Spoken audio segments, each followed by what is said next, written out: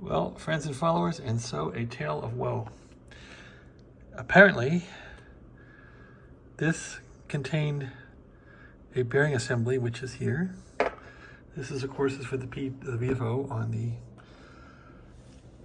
100V transmitter, and this thing is preloaded, so there's a spring in the middle, and they preload this to get backlash out. Now, how they assemble this thing preloaded, I have no idea, but I determined that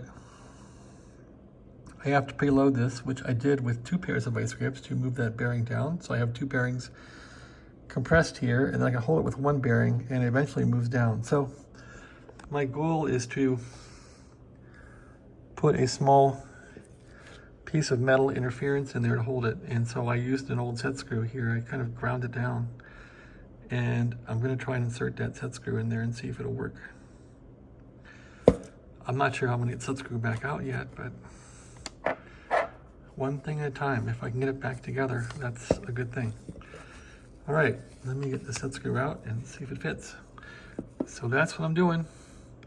Again, I used 2 vice grips to preload these bearings, and then I want to get it back into the case here when it's preloaded, and somehow get that little piece out that I am going to put in the snap rings. So it's not easy. Thanks for watching. Have a great day. Again, this is the 100V by Central Electronics VFO assembly.